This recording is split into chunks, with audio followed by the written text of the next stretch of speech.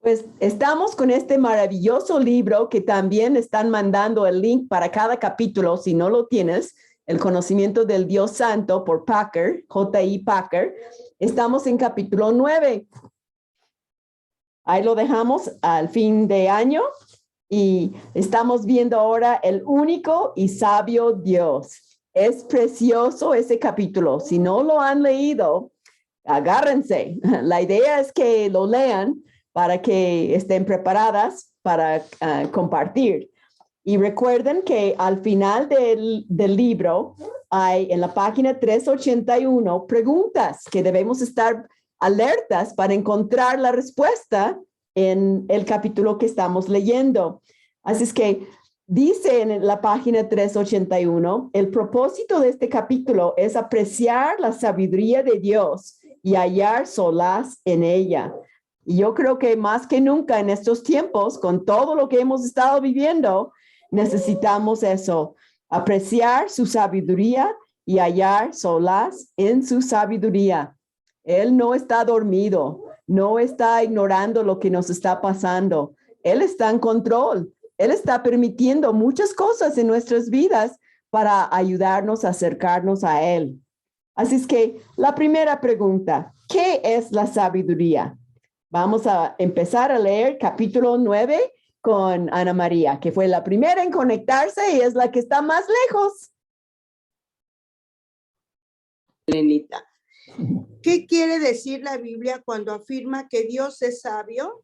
En las Escrituras, la sabiduría es una cualidad moral, tanto como intelectual, más que mera inteligencia o conocimiento, así como también es más que simple habilidad o sagacidad.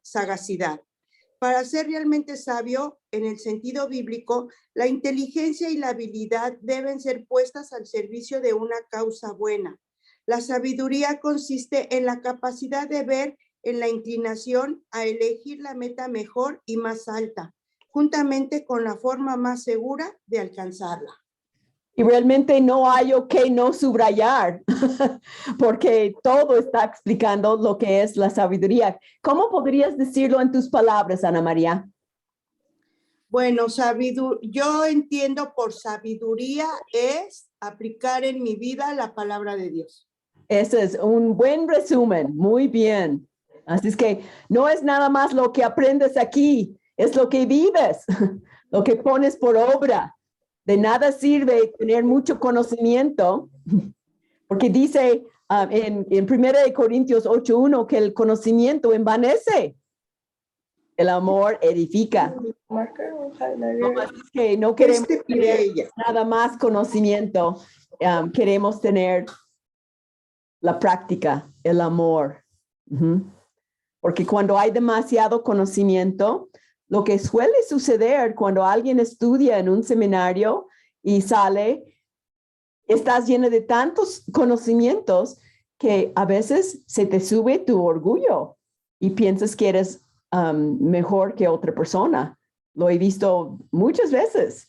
Así es que es poner por obra, vivir esa sabiduría, ¿no? La habilidad, y pueden poner un número 1 al lado de este párrafo y poner que es la inteligencia y la habilidad para servir, ¿no?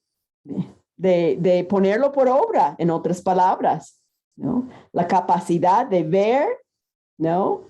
Y elegir la meta mejor, ¿no? Hay muchas cosas que podemos elegir, pero ¿qué es lo mejor? ¿Qué es lo que Dios quiere que hagamos? Y vamos a seguir leyendo con Betty acerca de la sabiduría. Listo. Dice, la sabiduría es en realidad el lado práctico del bien moral. Como tal, solo se encuentra en su plenitud en Dios mismo. Solo es entera, invariablemente y naturalmente sabio. Su sabiduría está por siempre alerta, dice el himno, y es cierto. Dios no puede menos que ser invariablemente sabio en todo lo que hace. La sabiduría, como decían los viejos teólogos, es su esencia, así como el poder, la verdad y el bien son también su esencia, elementos integrales, vale decir, de su carácter. ¿Y cómo resumes ese párrafo, Betty? Pues que la sabiduría la podemos encerrar en una sola palabra. Dios es la sabiduría, ¿no? La sabiduría es parte de lo que Él es, de su carácter, así como Él es verdad, como Él es bueno, como Él es santo, Él es sabio. Y la sabiduría le pertenece a Él en el sentido máximo de la sabiduría. Y subrayé en la primera línea que es el lado práctico del bien moral, ¿no? Es vivirlo. No es nada más tenerlo aquí, es vivirlo. Así. ¿Alguien podría darme un ejemplo de vivir la sabiduría?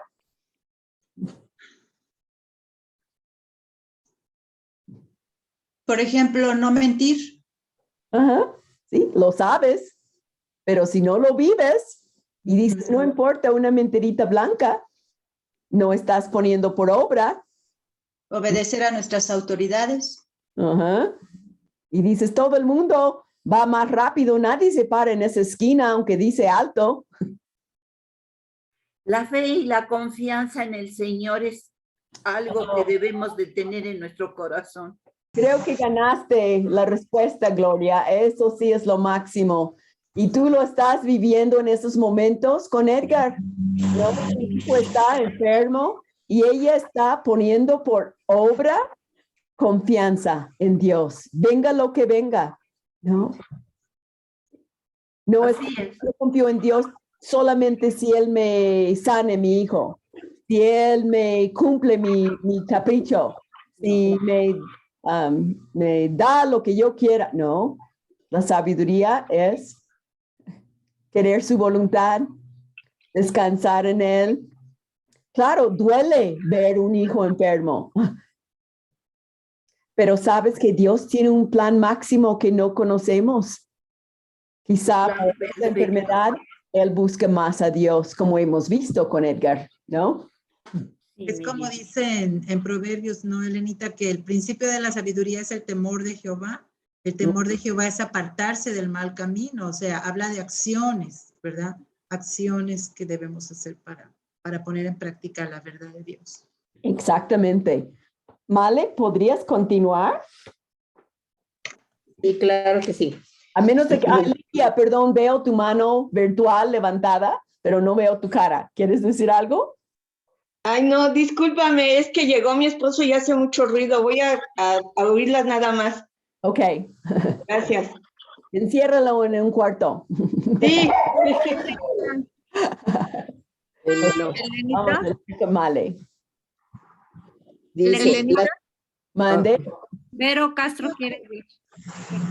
Yo quería decir un ejemplo de sabiduría. Pusiste tu mano normal y no la virtual, no te vi. ¿Cómo estás? Bien, gracias. Quería dar un ejemplo de la sabiduría. Ok. Cuando, por ejemplo, alguien nos agrede en riña o verbalmente, es más sabio cuando uno que sabe que no contestarle de la misma manera y quedarse en silencio. La sabiduría también es guardar silencio, ¿no? Claro, Proverbios 15:1. ¿Lo sabes de memoria? No. La blanda respuesta quita la ira. La blanda respuesta quita la ira, mas la palabra áspera hace subir el furor. Esa es sabiduría en acción. Sí. Quedarte callada. Gracias, Vero. Y yo creo que ahorita en sus corazones, si pueden orar por mi hermana y mi cuñado, están en una reunión en la iglesia donde estaban sirviendo, que tuvieron muchos roces con el pastor y ellos quieren poner en práctica ese principio de quedarse callados, ¿no? Y que el Señor sea glorificado en medio de todo eso. En este momento ya están entrando en la reunión, así es que gracias por orar también por ellos en sus corazones, que Dios les enseñe lo que tienen que aprender y que pueden dar buen testimonio con todos, ¿no? Muy ahora bien. sí. Okay. Sí, Male. Vamos a seguir leyendo. La sabiduría nuestra y la de Dios. En los hombres la sabiduría puede verse frustrada por factores circunstanciales fuera del control del hombre sabio.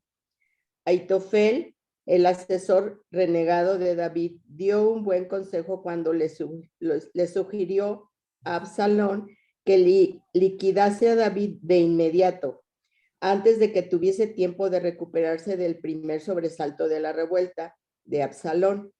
Pero él estúpidamente tomó otra determinación y Aitofel, hirviendo por su orgullo herido, temiendo sin duda que la revuelta habría de fracasar como consecuencia y no pudiendo perdonarse a sí mismo por haber sido tan necio como para unirse a ella, se volvió a su casa y se suicidó. Segunda de Samuel 17. Qué impactante, aunque el principio bíblico no es de que tienes que perdonarte a ti misma. Dios es el único que puede perdonarnos y nos anima a perdonar a otros.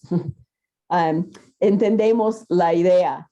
Él no pudo con el paquete, no hizo caso al consejo sabio, hizo lo que quiso y le llevó a su misma muerte. Así que más vale vamos a seguir el camino de la sabiduría, ¿no? Sí. Vamos a leer la segunda pregunta antes de empezar el párrafo. Gloria, ¿tú tienes el libro?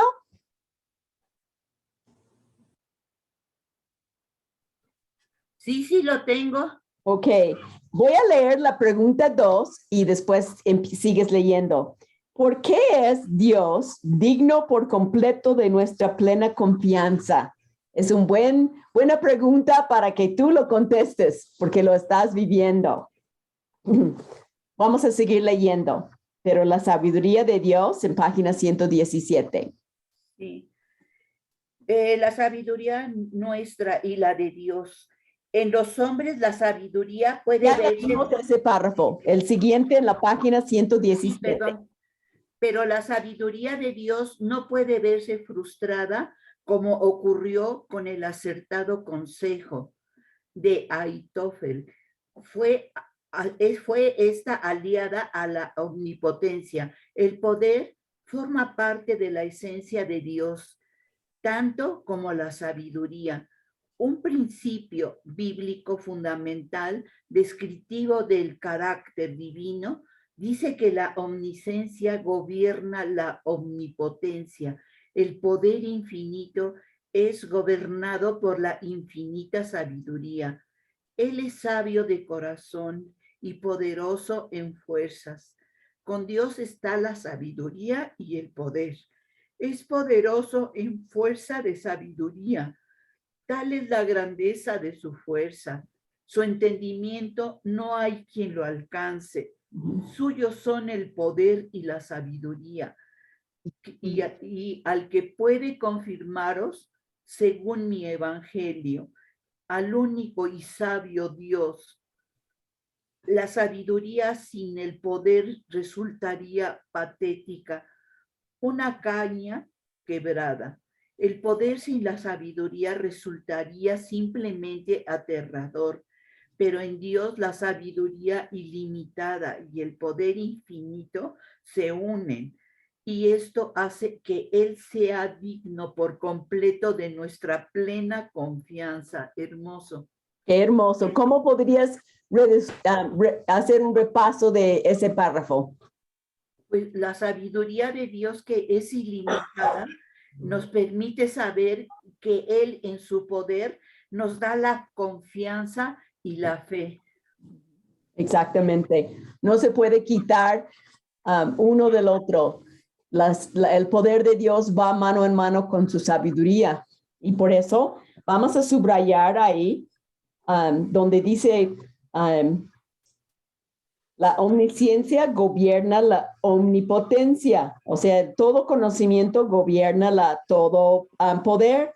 El poder infinito es gobernado por la infinita sabiduría.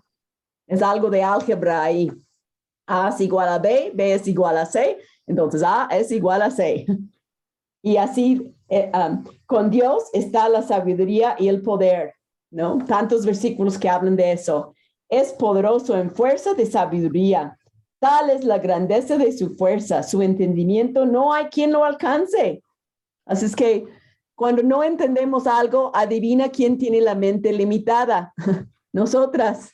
Sí. Y por eso tenemos que descansar en su voluntad para nuestras vidas y que Él quiere lo mejor para nosotros, ¿no? La sabiduría sin el poder resultaría patética, ¿no?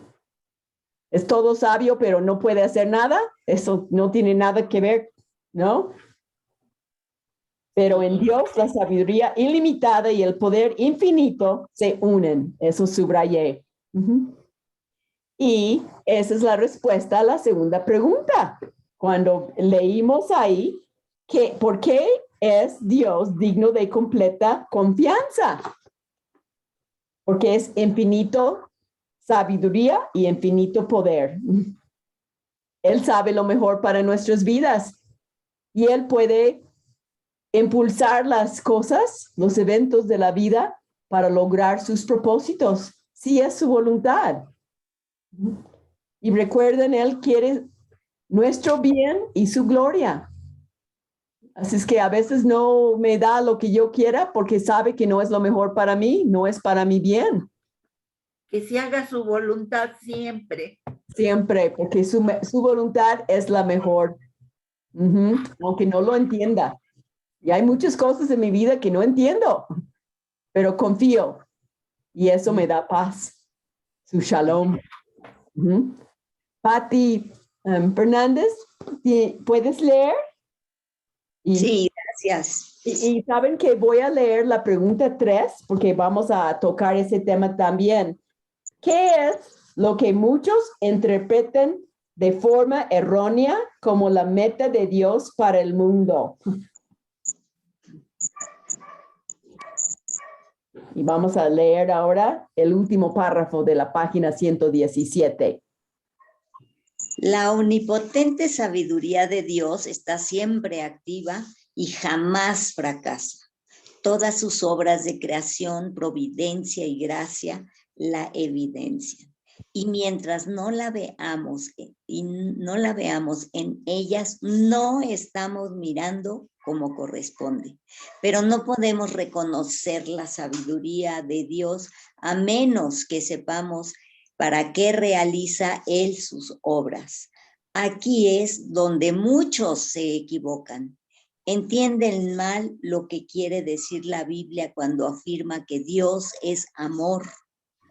Piensan que Dios propone una vida libre de problemas para todos, independientemente de su estado moral y espiritual, y por consiguiente llegan a la conclusión de que todo lo que sea doloroso y desconcertante, las enfermedades, los accidentes, los prejuicios, la falta de trabajo, el sufrimiento de un ser querido, indica que bien la sabiduría o el poder de Dios o ambos han fracasado. O que Dios después de todo no existe. Pues entonces, ¿cómo contestarías la pregunta, Patti? ¿Qué es lo que muchos interpretan de forma errónea como la meta de Dios para el mundo?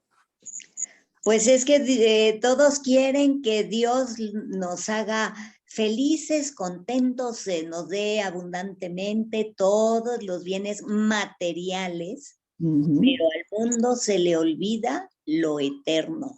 Y es en donde Dios se ha preocupado por mantenernos por la eternidad para con Él.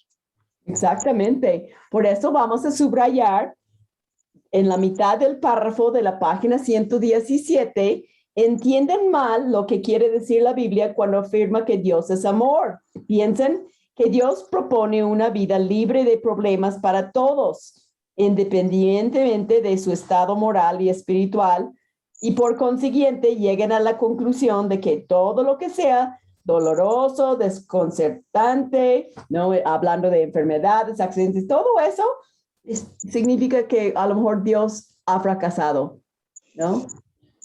Y ese es el problema con el Evangelio Light, el Evangelio que muchas iglesias predican hoy en día. Claro. No hablan de pecado, porque, no hablan de que existe el cáncer. Ay, no digas esa palabra, ¿no? Sí existen enfermedades, Sí hay tragedias. Y el Señor lo permite y lo permitió desde el principio viendo la vida de Job, de uno de los libros más antiguos, ¿no? Así es que Él tiene un propósito en todo. Variablemente. Así es que en la pregunta 3 lo van a poner al lado ahí en la página 117 y 118. En la pregunta 3, en la página 381, pueden anotar las páginas 117 y 118. Y al lado del último párrafo y al principio del otro pueden poner un 3. Y vamos a ver más de ese tema ahorita con Ale. Elenita, de ese párrafo nos dijiste que subrayemos algo. Sí, acabo de decir. Perdón, perdí en ese cachito. Entienden mal lo que quiere decir la Biblia cuando afirma que Dios es amor y todo lo demás que viene ahí. Gracias. Sí, porque esa es la respuesta. Y eso es lo que pasa con muchas iglesias hoy en día. De estar en una iglesia que enseña bien la palabra es una rareza hoy en día. Hay iglesias que no quieren mencionar homosexualismo. Es más, el domingo que viene, muchas iglesias en los Estados Unidos, en Canadá, van a predicar acerca de lo que Dios piensa acerca del homosexualismo, porque están haciendo una ley en Canadá que si alguien está con una perversión del sexo, sea homosexualismo, transvestismo, lesbianismo, bestialismo o lo que fuera, te pueden meter en la cárcel si trates de ayudarle a que salga de esa perversión, porque ese es su derecho de creer y hacer lo que quieren con su cuerpo. Mi hija quería adoptar a una niña y todo pasó muy bien lo que le pedían, pero cuando supieron que eran cristianos y no aceptaban el homosexualismo, nos lo dieron. Ya no se la dieron. Sí, te digo, el mundo está de cabeza. Como dice en Isaías 5, a lo bueno dicen malo y lo malo dicen que es bueno. Y lo estamos viviendo hoy en día. Oren por las iglesias que van a predicar lo que Dios enseña acerca del sexo, ¿no? Ahorita uno de mis nietos entra a la universidad y me acordé de mi Lupita Escamilla. Dios quiera que lo ayuden porque pues no sabemos qué pensamientos tengan. Sí, sí. Y enseñen todo lo opuesto a lo que enseña la palabra, ¿no? Pero mira, la salvación no depende de ti, depende de Dios, tocando su corazón, haciéndole ver. Así es que vamos a seguir leyendo en la página 118, pero esta idea hablando de lo mismo y vamos a leer con Ale. Pero esta idea en cuanto a las intenciones de Dios está totalmente equivocada. La sabiduría de Dios nunca se comprometió a mantener la felicidad de un mundo caído ni a hacer que la impiedad resulte beneficiosa. Ni siquiera a los cristianos les ha prometido una vida libre de penurias. Más bien al revés. Para la vida en este mundo tiene previstos objetivos que no son sino simplemente hacer que las cosas les resulten fáciles a todos. ¿Podrías, o alguien recuerda un versículo que habla de que Dios promete adversidad, promete problemas en el mundo? En la vida tendréis aflicción, pero confiad, yo he vencido al mundo. ¿Y en qué porción de la Biblia se encuentra, Vero? No me acuerdo. ¿Alguien se acuerda? Juan 16:33. Anótalo. En el mundo tendréis aflicción. Es una promesa de las 7,000 promesas en el Nuevo Testamento. Entonces, si alguien quiere enseñarte, no, ser cristiano es la vida sin problemas, pues mira, contradice lo que Dios dice. En el mundo tendréis aflicción, pero confiad, yo he vencido el mundo. No nos deja solas con la aflicción, nos da el poder en medio de la aflicción, como todos hemos experimentado.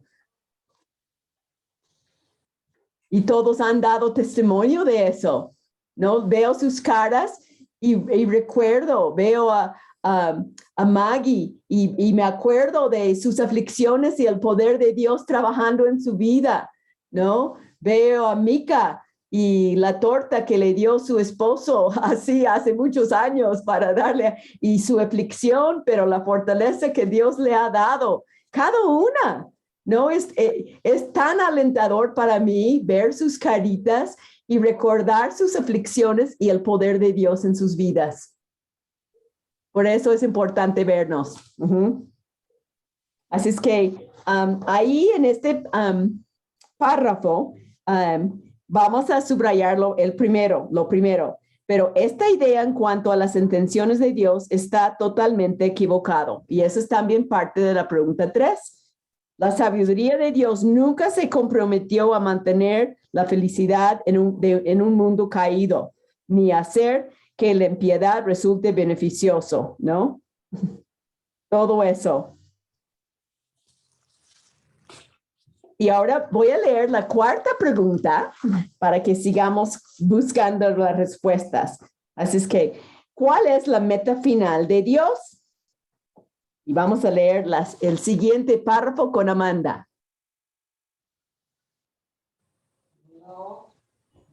Toma.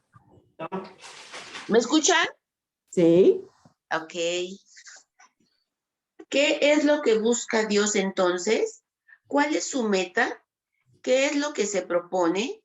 Cuando Dios hizo al hombre, su propósito era que éste lo amase y lo honrase, alabándole por la complejidad maravillosamente ordenada y variada de su mundo, usufructuándolo según la voluntad del Señor y disfrutando tanto del mundo como de él. Y aunque el hombre ha caído, Dios no ha abandonado su propósito inicial. Todavía tiene establecido que una gran hueste de seres humanos llegue a amarlo y a honrarlo. Su objetivo final es el de lograr que esos humanos alcancen un estado en el que le agraden, eternamente y lo alaben de forma adecuada. Un estado en el que sea el todo para ellos y en el que él y ellos se regocijen continuamente en el conocimiento del amor mutuo y se sienten un estado en el que los hombres se regocijen en el amor salvador de Dios, dispensando desde toda la eternidad, y en el que Dios se regocije en el amor que los hombres le retribuyen y que se manifiesta en ellos por la gracia mediante el Evangelio. Así es que, ¿cuál es la meta final de Dios? ¿Qué dirían? ¿Cuál es la meta final de Dios? ¿Quién quiere decir? Puede ser Perdón. ser que los hombres se regocijen en el amor salvador de Dios, dispensando desde toda la eternidad, y en el que Dios se regocije en el amor que los hombres le retribuyen. ¿Puede ser? Ajá, pero en tus palabras, pocas palabras, ¿qué dirías? ¿Cuál es la meta, Leonor? ¿Que lo amemos? Leonor. Tiene su mano levantada, Leonor. Pues vivir como en el Edén. ¿Y eso qué quiere decir? Que tengamos una relación mutua, una relación de amor de Dios hacia nosotros y de nosotros hacia Dios. Ok, muy bien. Lupita, ¿qué quieres decir? Pues es solo un grupo de personas, no es todos, y que ese grupo de personas, Él sea todo para ellos y ellos lo alaben por la eternidad. En pocas palabras, aunque podríamos decir mucho, a ver, Tania. Amarlo y honrarlo, a pesar de lo que sea. En medio del párrafo, corto, conciso, al grano, amarlo y honrarlo. Podemos subrayar muchas cosas ahí, pero en esencia, ese es el meollo de ese párrafo. ¿Qué es la meta final de Dios? Que tenga gente que lo ama y lo honre. ¿no? Que le agraden enteramente y lo alaben de forma adecuada. Entonces, la pregunta de los 64 millones de los nuevos que ya son viejos es, ¿lo estoy amando y alabando de forma adecuada que Él quiere? Eso es para cada uno de nosotras. No es para decir, ah, Pili, ella lo está haciendo, Amanda lo está. Hay que decir, Elena, tú lo estás haciendo y por eso es mi relación personal con Dios. Por eso estábamos ansiosas por tener nuestra clase para volver a estar juntas y amarlo y honrarlo juntos, orando uno por la otra. Entonces, puede poner un número 4 al lado de este párrafo y en la página 381, en donde dice la pregunta 4, ¿cuál es la meta final de Dios? Pongan 118 para que lo encuentren cuando vuelvan a hacer este estudio con alguien más. Así van a tener todo contestado, corregido y bien, para que sea más fácil guiar a otra persona a encontrar las mismas joyas que tú y yo hemos estado encontrando en este libro. Y espérense, no han visto nada todavía. Encontré unas joyas en este capítulo que añoro compartir con ustedes, por eso quiero seguir adelante. A ver si nos alcanza el tiempo, porque se va siempre volando. Vamos a seguir leyendo ahora con Pilar García. En esto consistirá.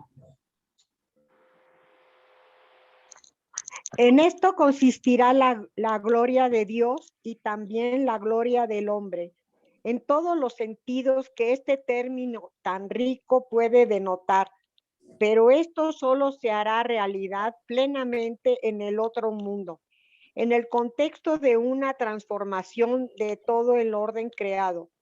Mientras tanto, sin embargo, Dios sigue trabajando sin descanso para que se concrete sus objetivos inmediatos. No, termine la frase con el punto. Dios sigue trabajando sin descanso para que se concrete. Otra frase. Sus objetivos inmediatos son encaminar a hombres y mujeres individualmente hacia Él en una relación de fe, esperanza y amor, librándolos del pecado, evidenciando en sus vidas el poder de su gracia, defender a su pueblo de las fuerzas del mal y extender por el mundo entero el evangelio por el cual ofrece su salvación. Y eso en la pregunta número 5 dice, ¿cuáles son sus metas inmediatas? ¿Cuáles serían, Pili, por lo que leíste? ¿Cuáles son sus metas inmediatas? Seguir trabajando en nosotros, en mí. Ajá. Y para llegar al triunfo final.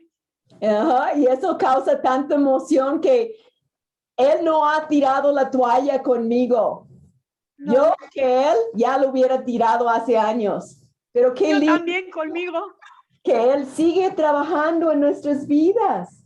Hay esperanza para nosotros porque Él nos ama.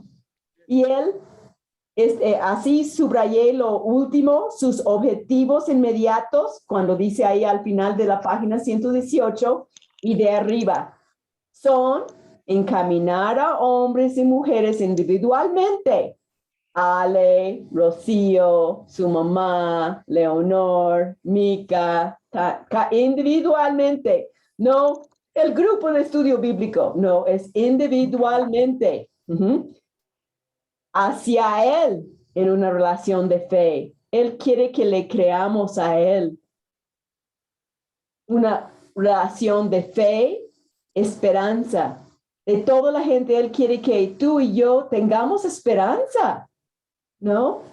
Mucha gente anda desesperada por el virus.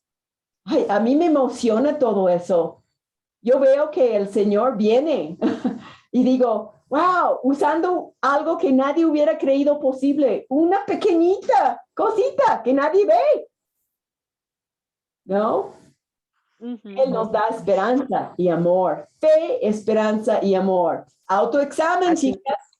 ¿Cómo andamos con el fe, esperanza y amor? ¿Qué podemos hacer para incrementar nuestra fe, esperanza y amor? A ver, Pili García, ¿qué podemos hacer para aumentar nuestra fe, esperanza y amor? Tener más comunión con Él, leer más, todo lo que a mí me falta.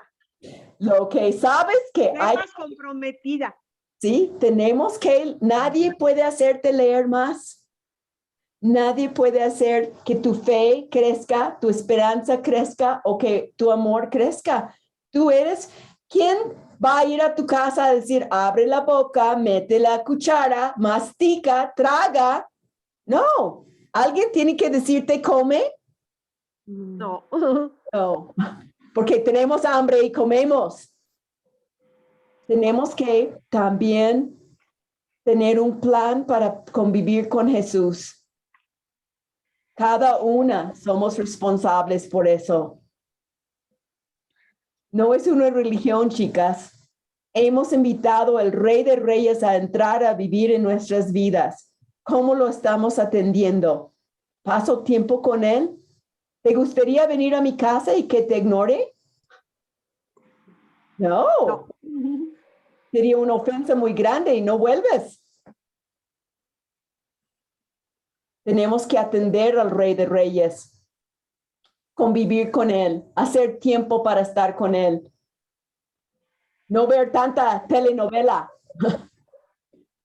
jugar tanto en nuestro celular, nuestros juegos que yo también tengo. Tenemos que convivir primero con Dios. Eso va a aumentar mi fe. Cuando me deprimo, cuando siento que nadie me quiere, cuando pongo mis ojos en la gente y el violín más chiquito del mundo está tocando nada más para mí, ay de mí, nadie me ama. ¿Dónde están mis ojos? En mí. ¿Necesito poner mis ojos dónde, chicas? ¿Qué dice Colosenses 3:2? ¿Qué dice Colosenses 3:2? Ya lo repasamos el otro día, por eso le digo. ¿Dónde deben de estar nuestros ojos? Poner los ojos en cosas de dónde. La mira en las cosas de La arriba. mira en las cosas de la arriba. tierra. Poner la mira en las cosas de arriba. Claro, no en las cosas de la tierra. No en el virus, no en la enfermedad, no en el falta de empleo. Claro, te vas a ocuparte en buscar trabajo y estar mejor de salud, pero tus ojos van a estar en las cosas de arriba. Eso es lo que nos da más fe, más esperanza, más amor por nuestro Señor, ¿no? Así es que en la pregunta 5 pueden ponerlo ahí en la página 119 arriba y en la página 381, la 5, ¿cuáles son las metas inmediatas de Dios? Pueden poner en un número 119. Él quiere que crezcamos en Él. Es hermoso este libro, Elenita. Dice, defender a su pueblo en las fuerzas del mal, extender por el mundo entero el evangelio, por el cual ofrece su salvación. Tienen que ver que somos diferentes para que quieren buscar a Dios. ¿Sí? Tienes gente trabajando en tu casa, atiéndalos, dales de comer, sea amable. Nadie hace eso. Y después háblales de Cristo para que sepan por qué haces lo que haces. La siguiente pregunta, número 6, dice, ¿por qué es fundamental el Señor Jesús para el cumplimiento de cada parte del propósito de Dios? Y vamos a seguir leyendo el siguiente párrafo con, ¿dónde estamos ahora? Con Maggie.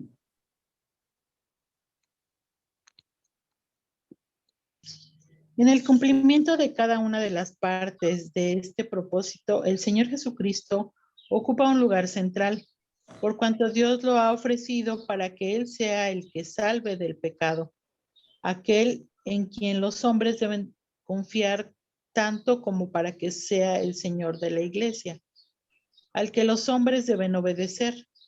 Hemos considerado la forma en que la sabiduría divina se manifestó en la encarnación y en la cruz de Cristo. Agregamos ahora que la sabiduría de Dios en su trato con los individuos se ve a la luz del complejo propósito que acabamos de bosquejar.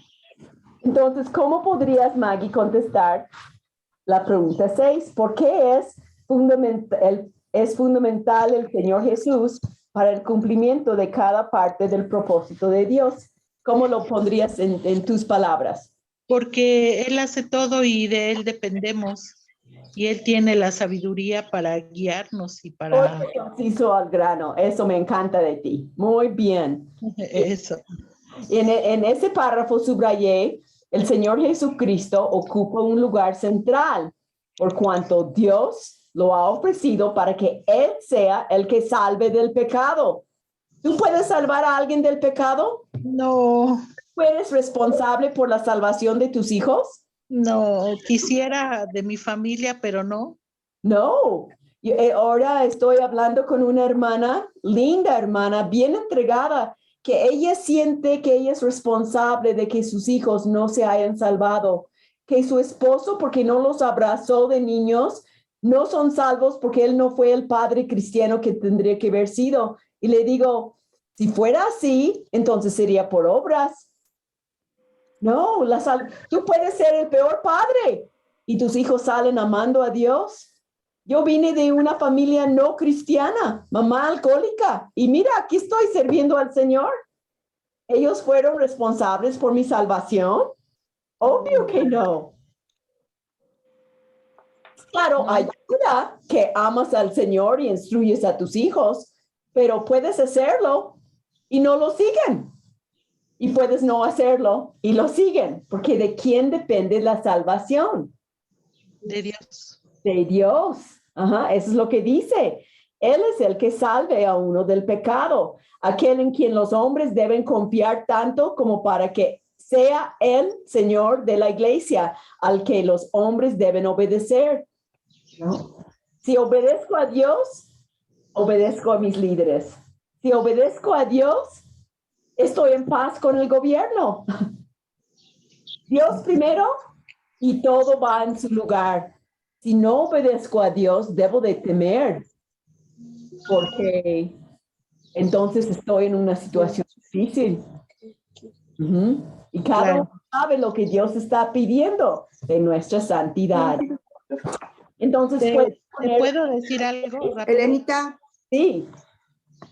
Hay un versículo, hay un versículo bíblico que dice, no depende del que quiere, no depende del que corre ni del que quiere, sino depende del Señor, ¿no?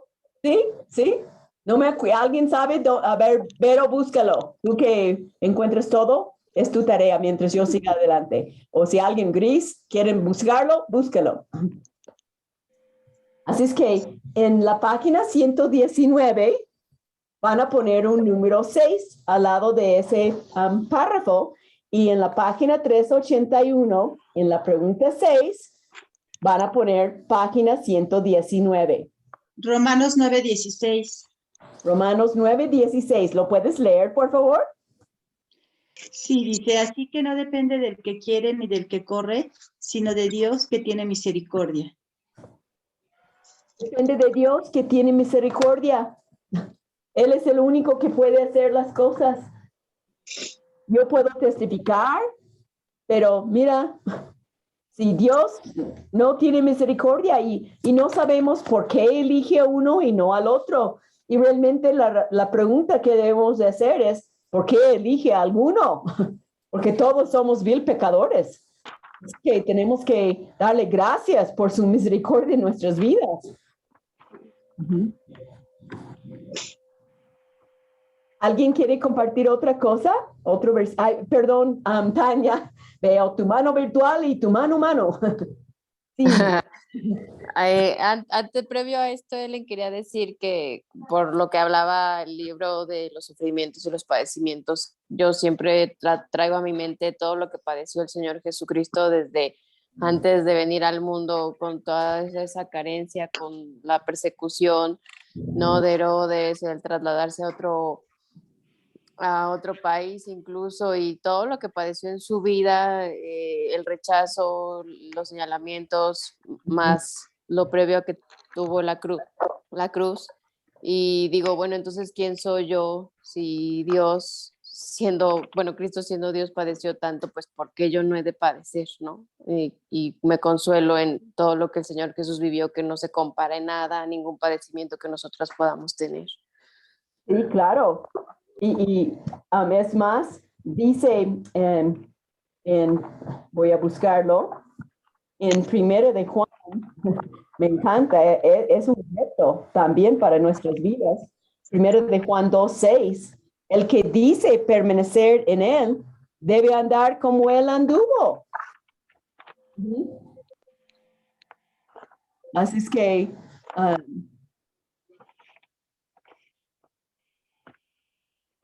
¿quién soy yo para decir que no voy a padecer?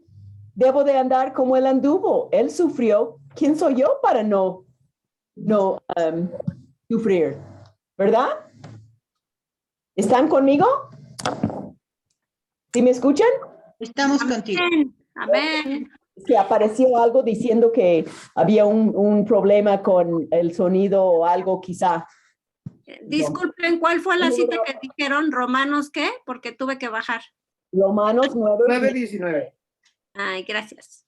Era Romanos 9:16 y yo leí 1 de Juan 2:6. También hay otro versículo que habla de lo mismo. Es en 1 de Pedro 3, cuando dice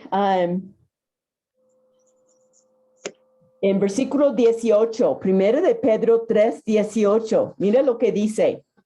Porque también Cristo padeció una sola vez por los pecados, el justo por los injustos, para llevarnos a Dios, siendo a la verdad muerto en la carne, pero vivificado en el espíritu, ¿no? Así es que Él había sufrido por nosotros. ¿Qué me queda a mí? Ajá. Si voy a seguir a Jesús, voy a sufrir como Él sufrió por mí también. Y es un privilegio sufrir por Cristo.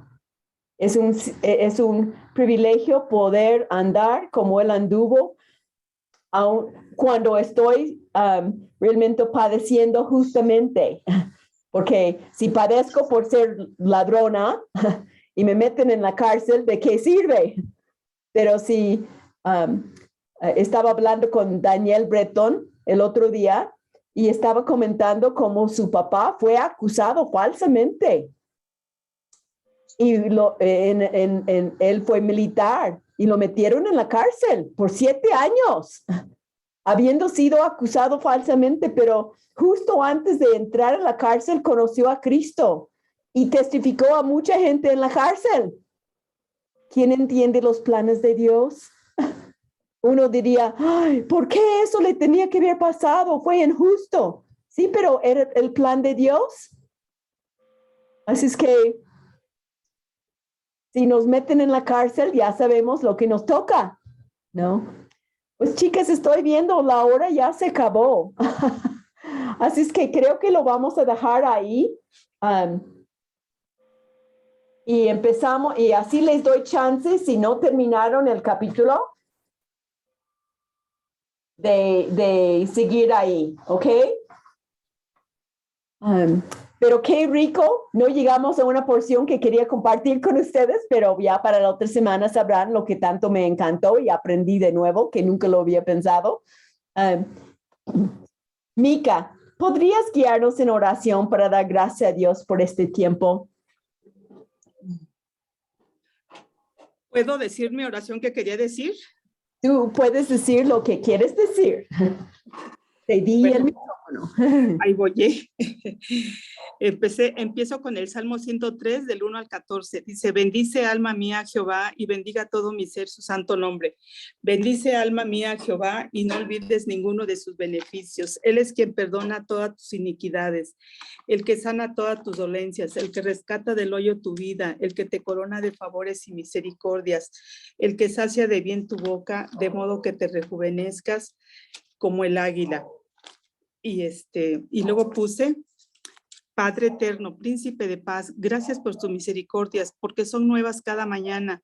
Te agradezco porque tú eres bueno y para siempre es tu fidelidad. Gracias por la oportunidad de un año más que nos permitiste y por la convivencia familiar, por la provisión, por la salud. Y a pesar de que hemos pasado momentos de pruebas difíciles, no estamos solos. Tú estás con nosotros. Como poderoso gigante, nos fortaleces, nos sostienes con tu gran amor. También te doy gracias por la oportunidad que nos das de convivir en este grupo con nuestras hermanitas, aprendiendo cada día más de ti, Señor Jesús. Pido por favor que nos bendigas a nuestra querida maestra Elenita, como también a cada una de nosotras y a nuestras familias, nos permita suplir las necesidades de cada una. Solamente tú conoces las necesidades y aflicciones de cada una. Suple de acuerdo a tu voluntad y que estemos dispuestas para seguir sirviéndote en el área que tú nos lo permitas. También compartiendo tu evangelio con las personas con las que nos relacionamos, amigos, familiares, ganando a muchas personas para ti, Jesús.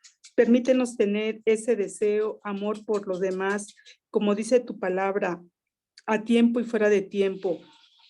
Que todo lo que hagamos sea para darte la gloria y la honra a ti, Señor Jesús. Padre, suplicarte también por la sanidad de nuestro pastor Rogelio, por su familia, por nuestro hermano Mega, Leti, y todos los demás hermanos que se encuentran un poco delicados, que permita su mejoría si es tu voluntad. Lo pedimos en tu nombre, Señor Jesús, y también termino con el versículo de Números 6, del 22 al 27, la bendición sacerdotal. Jehová habló a Moisés diciendo, Jehová te bendiga y te guarde. Jehová haga resplandecer su rostro sobre ti y tenga de ti misericordia. Jehová alce sobre ti su rostro y ponga en ti paz. Y pondrán mi nombre sobre los hijos de Israel y yo les bendeciré. Amén.